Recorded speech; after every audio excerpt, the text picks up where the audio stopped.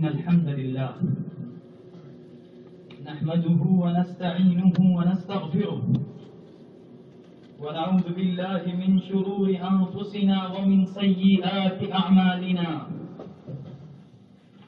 من يهده الله فلا مضل له ومن يضلل فلا هادي له وأشهد أن لا إله إلا الله وحده لا شريك له وأشهد أن محمدا عبده ورسوله يا أيها الذين آمنوا اتقوا الله حق تقاته ولا تموتن إلا وأنتم مسلمون يا أيها الناس اتقوا ربكم الذي خلقكم من نفس واحدة وخلق منها زوجها وبث منهما رجالا كثيرا ونساء واتقوا الله الذي تساءلون به والأرحام إن الله كان عليكم رقيبا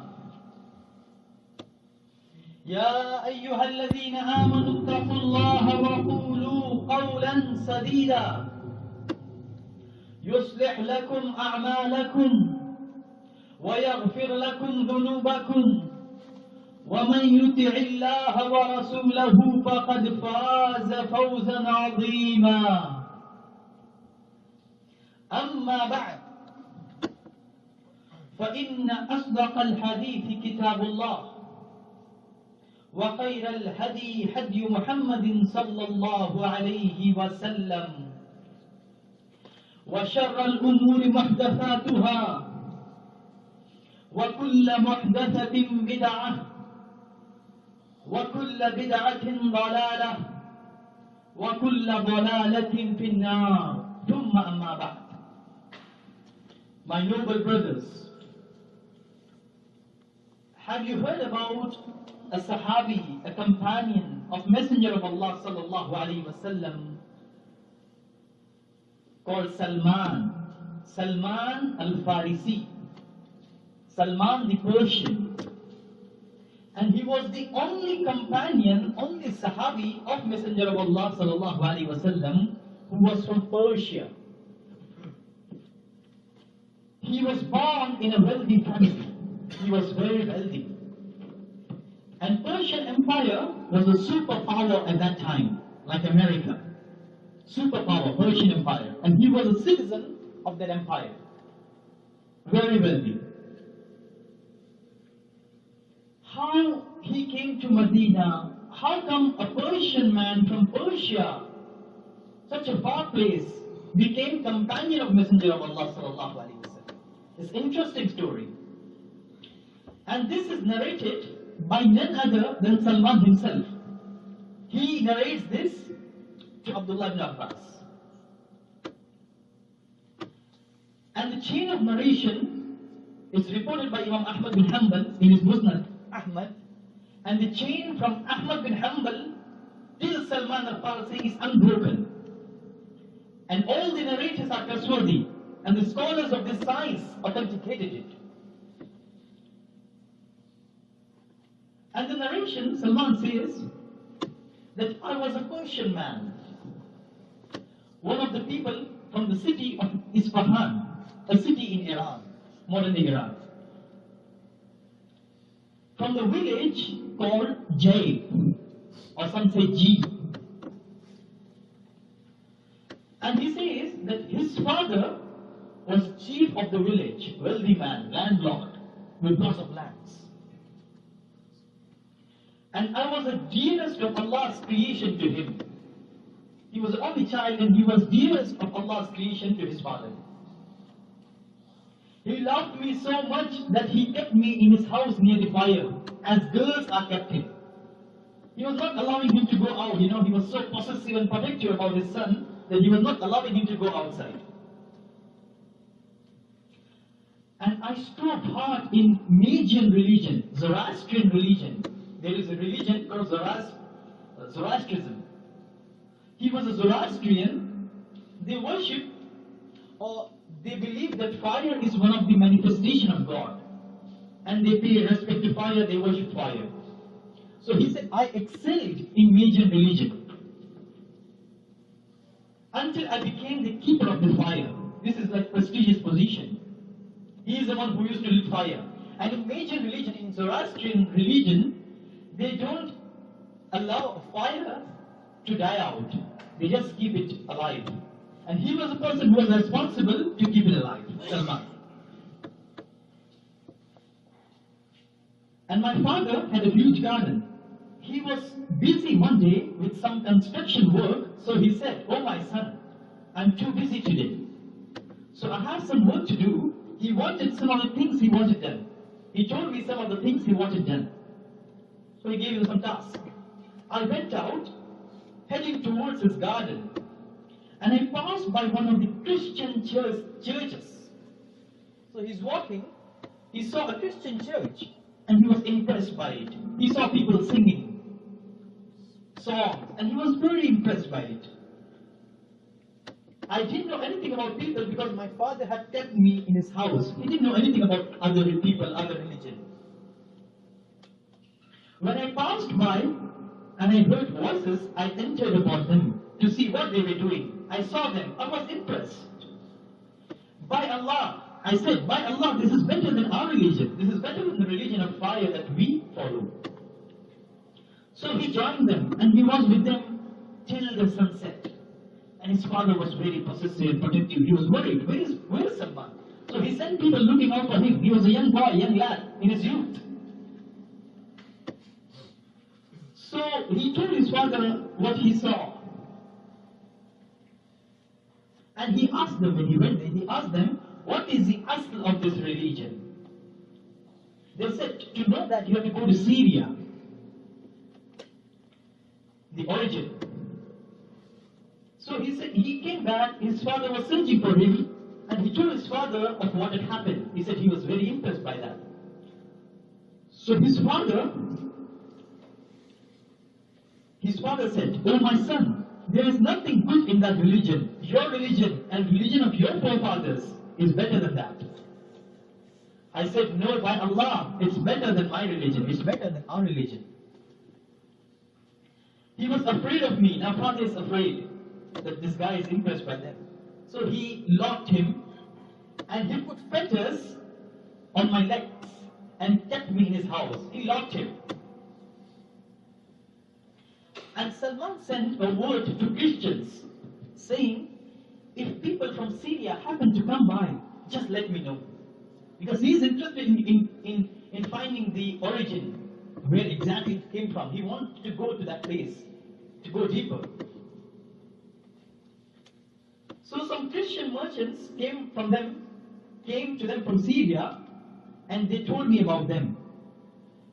I said to them, when they have completed their business and want to go back to their own country, tell me about that.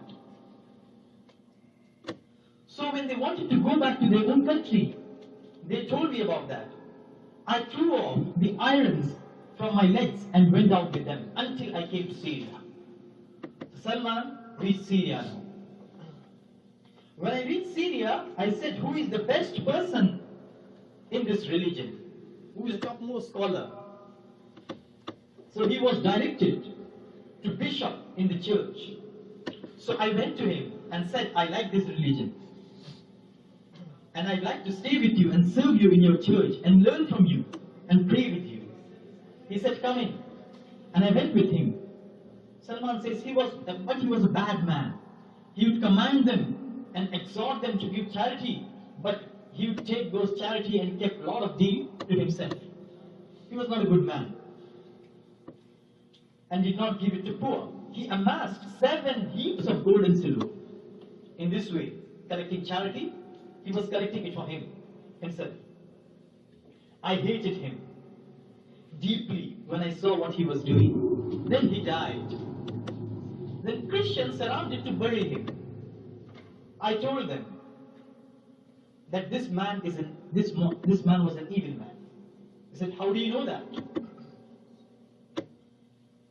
He said that he did not give things in charity. he kept it for himself and did not give any of it to poor. They said, how do you know that? Show us where his treasure is. If what you speak is truth, show us. Where are those things that he kept for himself? So Salman directed, because he was with him, so he showed them where the treasure was. And they saw the 7 chests, 7 heaps of filled with gold and silver. And when they saw that, they said, by Allah, we will never bury him. We will crucify him. So they crucified that bishop. And somebody else replaced him. And Salman said, I have never seen a man who does not offer prayer and who was better than him. He used to offer prayer. He was a very righteous man, the second bishop. And he used to always pray. And he did not care about this world. He used to care only about the next life. So he said, I loved him as I had never loved anyone before. He loved him extremely because of his piety, because of his God consciousness. I stayed with him for a while, then he was about to die. So I asked him, he was an old person, generally the head of the church, they are old people. So he asked them, what next? Whom do you direct me to go once you die? And once who follow your way. And this person, this bishop, he was in original Islam, the original message of Jesus. He used to worship one God. He did not worship cross. And he used to pray. And he was following the true message of Jesus. He believed that one prophet will come. So he was a righteous person. So Salman said, I want someone like you, direct me. So he said, oh my son, by Allah, I do not know anyone today who follows in what I follow. The people are doomed. They have changed and abandoned of what they used to follow. So people have changed religion. Hardly you find people like me, except a man in Mosul. So he's in Syria now. He's directing him to man in Iraq, Mosul. I know one man there, and he follows correct religion. He worships one God, and he is a person who is a true Christian. So he's so and so. So when he died and was buried, I went to a man in Mosul. I said to him, oh so and so, this so and so advised me to come and meet you and follow you. He said, stay with me. So I stayed with him. And I found him to be a good man who followed the same as his companion followed. But even this man, he was old. He soon died. So before he died, Salman asked him, whom do you advise me to go? So he said, I do not know anyone who follows what I follow except a man in Nasibiyin, some place between Iraq and Syria. So he said, go to him. And I went to man in Nasibiyin and I told him the story. And he said, stay with me. So I stayed with him for some time. And then death came to that old man. So Salman asked him the same question. Whom do you advise me to go after you? He said, by Allah, I do not know anyone who followed the right way except a man in Amuriya, another place. So Salman traveled to Amuriya again. So this man is constantly in search of true religion, in search of truth. See how he is traveling from one place to another. He follows something like what we follow. So when he died, he went to the man in Amuriya and told him the story. So he said, stay with me. So I stayed with a man who was following the same way as his companions. And Salman said, in meantime, these brothers, can you come forward? So Salman said, I asked him. And Salman says, in meantime, I gained some wealth, some sheep, some cows. So when this man was about to die, he asked, Salman says, to whom do you advise me to go and what do you command me to do? He said, oh my son, by Allah, I do not know anyone who follows our way to whom I can advise you up to. But now there has come a time of a prophet who will be sent with the religion of Ibrahim. Now it's the time that another prophet will come. And he will follow the religion of Abraham, the religion of monotheism. He will appear in the land of Arabs. So this bishop is telling him what was said in his scriptures. He will come in the land of Arabs, and he will migrate to the land of Harra. So he will come in one land, and then he will migrate to another land, the rocky land, the land with black rocks. Like our prophet, he was born in Mecca, Arab land, and then he migrated to rocky land, Medina. This bishop is prophesying based on Bible. And it's amazing that even the present day corrupted from a Bible, there are instances, there are verses which says that Prophet Muhammad is going to come. You have to follow him, both in Old Testament and New Testament. So, and he's telling him that he will migrate to the land between two Harra, land with black rocks, between which there are palm trees. He's giving him signs. He will have characteristics that will not be hidden. And if you give him something from charity, he will not eat it. And if you give something to him as a gift, he will eat it. So, and between his shoulders, there is a seal of prophethood. If you go to that land, if you can go to that land, then do so. So when this man died, Salman says, I stayed in Amuriya for some time. And then some people, some merchants from Kalb passed by me. I said to them, will you take me to the land of Arabs? I will give you cows and sheep of mine. Take me to the land of Arabs. I will give you my sheep and my cows. So they took him, and he gave them cows and sheep. And when they brought me to Wadi al-Qura, they wronged me and sold me as a slave to a Jewish man. So these people, these Arab merchants, they wronged him. They took cows and sheep from him. And then they wrongfully captured him as a slave and sold him to a Jewish man. So this person was a wealthy man, and now he's a slave. When I was with him, now Salman is with a Jewish man as a slave. When I was with him, I saw the palm trees. I hoped that this was the land my companion had described to me, but I was not sure. I was with him.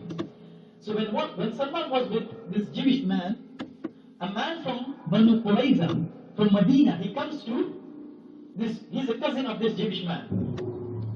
And this Jewish man sells Salman as a slave to that man. Now Salman is a slave of that another man from Medina. So he takes him to Medina with him. So when Salman reaches Medina, by Allah, as soon as I saw it, I recognized it from the description given to me by my teacher. I stayed there, and Allah sent His messenger who stayed in Makkah as long as he stayed. I did not hear anything about him because I was so busy with the work of a slave. So Salman is in Medina now. He recognized everything. He saw the palm trees, the black rocks. But he is waiting for messenger. Messenger is still in Makkah. And he did not know anything about Allah's messenger by now. Now, he says, the cousin, when I was working, I stood on the top of palm tree belonging to my master, doing some work.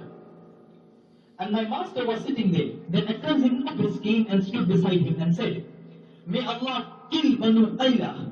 By Allah, right now, they are gathering in Khutbah to welcome a man who has come from Makkah. And they say that he is a prophet. Now Salman says, when I heard that, I began to shiver. He's getting goosebumps now. I began to shiver so much that I thought I would fall on top of my master. He was on top of a palm tree now. I came from the tree, started saying to that cousin of his, what are you saying? What are you saying? My master got angry and he struck me with his fist and said, what has it got to do with you? Go back to your work. I said nothing. I just wanted to make sure what he was saying. I had something I had collected. When evening came, I went to Messenger of Allah sallallahu alaihi wasallam. He was in Khutbah. I entered upon him and said to him, I have heard that you are a righteous man, and that you have companions who are strangers, are in need, they are poor. This is something I have to give in charity. Salman is testing. This is something I have in charity, and I see that you are more in need of that than anyone. So I bought it near to him, and Messenger of Allah sallallahu alaihi wasallam said to his companions, eat. But he did not eat, because Salman said this is from charity. So he gave it to companions, the Prophet did not eat, but the companions he gave it to his companions. I said to myself, this is one, first sign is true. Then I went away and collected some more. And the Messenger of Allah sallallahu alaihi wasallam, I came to him. I said, I see that you do not eat for food that is given in charity. This is gift, which I wish to honor you. So the Messenger of Allah sallallahu alaihi wasallam ate something from it and told some companions to eat from it. I said to myself, this is true, the second sign. Now when I came to Messenger of Allah sallallahu alaihi wasallam, he was in Baqi al-Gharqat, where he had attended the funeral of one of the companions, and he was wearing 2 shawls and was sitting among his companions. I greeted him with salam and then moved behind him. Now Salman is anxious. He wanted to see that black sign between his shoulders, what his teacher had told him. Trying to look back, the seal of what my companion had described to me. When Messenger of Allah sallallahu alaihi wasallam saw me going behind him, he realized that I was trying to find confirmation of something that had been described to me.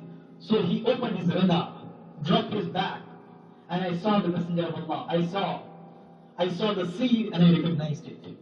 I embraced him and I kissed the seal of prophethood and I wept. He was weeping. And Messenger of Allah sallallahu alaihi wasallam said to me, turn around. So I turned around and I told him my story as I have told it to you, O Ibn Abbas.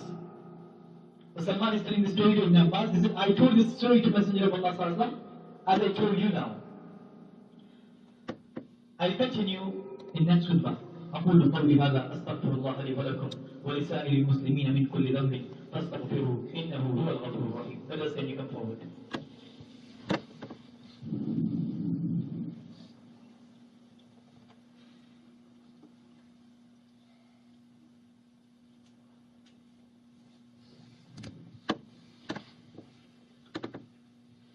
الحمد لله رب العالمين والصلاة والسلام على سيد المرسلين وعلى آله وأصحابه أجمعين أما بعد. So now Salman is narrating story to Ibn Abbas and it continues. The Messenger of Allah sallallahu alaihi wasallam wanted his companions to hear the story of Salman. So Salman was kept busy with the work as a slave. He was still a slave, right? Until he had missed attending Battle of Badr, Battle of Uhud with Messenger of Allah. So he missed major events with Messenger of Allah sallallahu alaihi wasallam because he was busy as a slave.